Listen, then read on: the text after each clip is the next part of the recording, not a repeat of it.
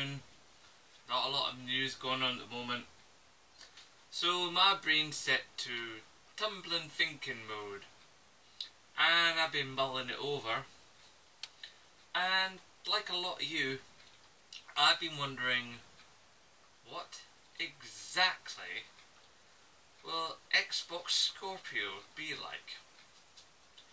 And it's an interesting question. I mean, yes, we've got the 6 teraflops, you know, where it's like, you know, you hold teraflop and what's a teraflop? I mean, basically a teraflop, for those of you who don't know, and I'll give you the roughest explanation so you can sort of get your heads around it if you're no really a tech guy. A teraflop's basically, it's like a unit of computational power, alright? So basically, the more units of computational power you've got, then obviously the more memory and resources a computer or a games console can throw at any given task. So basically, everything just gets really, really slick, you know? So it just means it can do more stuff more efficiently, you know, within a shorter space of time, with greater intensity, yeah? That's basically what a teraflop is. So it's basically just more horsepower, you know? But will it make games better? You know, can't really say, because, you know, you can have some graphics cards in the PC market have more teraflops than others, but some of the ones with less have better performance.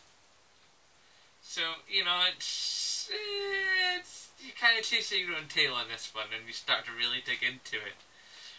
What really matters is games. Okay? But, moving that aside, you know, there's been a few theories chucked about, and I've got a couple of my own about what Scorpio might be and what it might entail. Now, I like the idea that, for one, that Scorpio itself will have yet another version of the controller. Probably something closer to the Pro controller that you can get for Xbox, you know? And I like the sound of that. So a Pro Controller-esque controller that'll work for the previous two models. So it'll work for your Xbox S and it'll work for your Xbox One. Because they say that everything will work with everything, so that's good. Now, to the meat of what I'm thinking about. Now, as we all saw, those that have at least had bits of us told to us, the Xbox E3 announcement, basically almost everything was coming to Xbox and Windows 10 PC exclusively. Which is kind of neat, you know, it's sort of like a nice broadening of the audience share, which means more gamers, which means more money, which means better development, which means more awesome games. Which I'm down for, you know, that's cool. Because, you know, you gotta, that big audience means more games being bought, which means more money, blah blah blah blah blah blah. Good thing. Of course some people, yay, exclusivity, but, you know, it's, you know, you gotta make some sacrifices, you know? I mean, at some point we're gonna lose physical media. You know? I don't like to admit it, but at some point we're gonna, and when we do, on that, hopefully the cost of games will go down a bit, and the speed at which they reach us should go up a bit. You know, and there are various other pitfalls and yays to non-physical gaming. I mean, yes, you're going to have a much faster internet speed wherever you live in the world. Luckily for those of us here in Europe, internet's pretty decent, but there are parts of North America where internet is rubbish, and bits of Australia and stuff, and, you know, there are various standards of internet across this little blue-green ball spinning in the great cosmos, you know? And so, you know, there's stuff to be worked out, but it's always going to get faster. I don't see internet getting slower. It's going to have more job to do, and there's always going to be somebody pushing the envelope. So, eventually, give it another, I say, record 4 or 5 years, American internet should be a much sunnier proposition. So with that, I'm thinking that the Xbox Scorpio could very well be introduced as a discless system. In fact, it could have 2 SKUs. I reckon it could be a discless system in one SKU, and then for, say, about $50 to maybe $75 less, be discless. But here's where I think things will get interesting. I actually don't think, right, that the Xbox Scorpio is actually a console. I think what it is, it's an intermediary, call it an add-on, but I think add-on isn't really the word we want. I'm going to need a new word here, which I'm not an ad man, I'm not going to come up with, because I'm not going to come up with some stupid word that doesn't make sense, but I'll let Microsoft do that, that's their job. But I think it's actually going to be something that connects to your PC and connects to your TV, where you can basically effectively put Xbox One's discs into your PC. So no more having to use the digital codes, and spend ages with your PC having all that data, all that game data saved on your PC, taking up all that memory. I actually think it's going to be kind of like back in the 90s when we had SCSI drives. Some of you older ones will remember those. Of a device that sits between, So it'll be, a media player, obviously. It'll be a games device. It'll be a streaming box. And it'll be a box that allows you to stream, It might sit underneath your telly. It might bolt onto the side of your PC. It could run wires. It could be wirelessly connected to your PC. I would imagine though they probably would have the option to have wires, but it would have to have really long wires because we've all got different sizes of the room. I mean, my pooter is away over there. A good 2 meters. I'm standing about 1.5 meters away from the camera. So let's call it about a 3.5, 4 meter stretch. And that's, if going by as the crow flies. If I want to take it around the corner of the room, which I would have to, so I wouldn't be stepping over wires the whole time like a numpty and having my wee boy trip over wires if I was to buy this device. It would obviously have to have a really long wire, or some form of wireless connection to my Mac. And I think that would be an important thing as well. That this device, that not only would it be talking to Windows 10 PCs, that they find a way to get it to talk to Macs, because there's a lot of Mac users out there, and and Mac users can buy a form of Windows operating software to work on their Macs. So with this whole Windows 10 idea folding through, that's how I think you get some of the power achievement and keep the cost down, because that's the important thing a lot of people are talking about with the Scorpio, is how much is this crazy thing going to cost? If you're having all this dedicated chipset and big fan and 6 teraflops of power and yada yada yada, it's going to be expensive.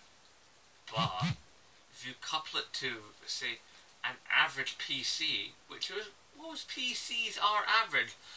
Most people that game on PCs, studies have shown that most people just have a fairly average PC and they game on, low to medium settings. Not everybody has these uber rigs with like 3 HD or 4K monitors and like a bendy keyboard and like a mouse that has like a zillion functions and is lightning fast and bloody and like 3 GTX 980s or whatever.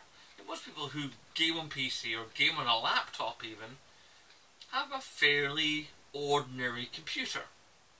So I'd like to think that that's what Microsoft be aiming at. They'd be aiming at the fairly ordinary computer market, and they would leverage some of the power from those ordinary computers into the Scorpio.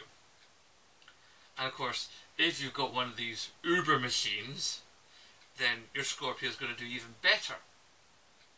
You see where I'm going with all this? So you've got this machine that basically would also allow your computer to talk to your TV in a much simpler fashion. You know, so you could go around your computer on your TV with your joypad, and you know, games that would be Windows 10 specific could then be played on your TV. Now, yes, okay, you can hook up a PC to a TV, you know, but this would be a really simple way to do it for a lot of people who aren't very tech savvy, you know. HDMI cable in there, HDMI cable in there, Bob's your uncle, job done, you know. And I would also imagine that it would be a way for a lot more not so tech orientated streamers to stream PC games as well. Because a lot of people who stream gaming, you know, they either stream either PC or they stream, you know, their games console. I mean, I would never even know how to start streaming from my gaming PC without a capture card. I wouldn't even know how to attach a capture card, especially to a Mac, you know. But if you have this Xbox Scorpio that has that ability, then that's a game changer. So, you know, an upgraded controller, an interface that allows all these things to happen, a boost in power. When you start to think all this through, it does sound kind of like what Microsoft might do. You know, you talk about this unification device. Because that's what Microsoft has been about these last years. They've been talking about Xbox One as a family of devices. And they've talked about Windows as a unifying force, you know, through the Surface, through PC, through their phones, and through their games consoles. So all of it being brought together under one tent to work together in consort. It's provocative stuff when you really start to think about it and think about what could be possible. Now, am I right? Am I wrong? Only time will tell.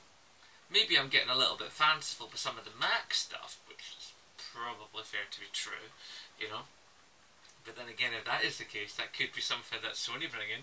In fact, if anything, as far as I'm aware, and I could be wrong about this, so if I am, feel free to correct me in the comment section, but I think you could get Rocket League on Mac and play against people on Rocket League on PC and Mac and Xbox One. I think all those share together, because I know you can play against PC and PS4 and PC and Xbox One. And I think you can get PC and Mac, but obviously we've yet to have it against PC, against PS4. I'd have all four of those in together. Wow, that'd be fun. Anyway, I'm getting sidetracked. So, interesting future ahead. A 2 SKU machine. One is diskless, one has a disk drive.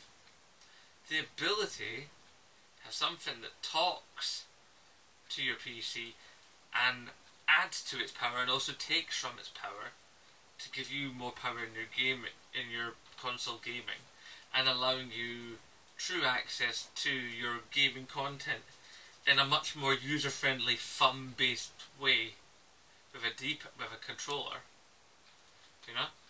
And of course, you know, the speech functionality that is added by Cortana. You know, you don't have to worry about having the Kinect, because as far as I'm aware, you can use Cortana with a headset mic.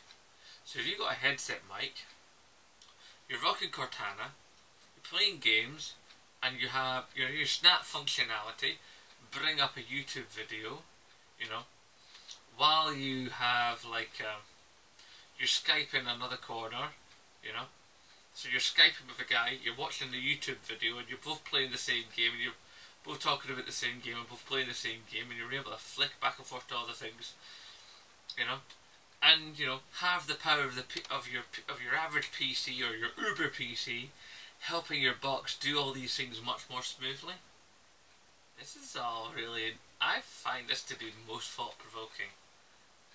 Now, I could be, as I said, very much in the realms of fantasy, but you know, that's the future. You know, this is the kind of things we could do, or the kind of things we could have. Please, I would love, as always, your input. I'm always asking you guys to get tappy down below. And, yeah. Oh, want to say a quick hello to a couple of new subs. Huge Jobby. Yeah, that is his name. Huge Jobby. Just makes me think of Billy Collin. Hi, Huge Jobby. I just love that. And Mr. Poland 1987. You're both very welcome. There's been a few others in the last few weeks and stuff, but a lot of people have been doing that thing again where you don't have contact details, so I can't send you the welcome message. So, but you are very welcome here, and if there's ever anything you wish to tell me or suggest to me, please feel free. Contact me either through YouTube itself, in the comment section or in the discussion section, or send me a private message. Come to me on my Twitter, Zembloke. Come to me in PlayStation 4 communities, Zembloke channels and stuff. It's all good. It's all lovely jubbly. By the way, I too have also been affected by this channel cull that's been going on. So, my subscriber count, as of a couple of days ago, as some of you probably might have noticed, was continually jumping between 195 and 194, up and down, like a yo-yo. Well, according to my subscriber page, I now have 187, but my main page still tells me I have 193. So I don't know what to believe, but if you're watching this going, I'm not watching any Zembloke videos in a while, check your subscriptions, because I might not be in your subscriptions anymore, so you might want to resubscribe. Anyway, enough of that. You know the drill. Rate, favourite, comment, share, subscribe, and of course, as always, I never bother.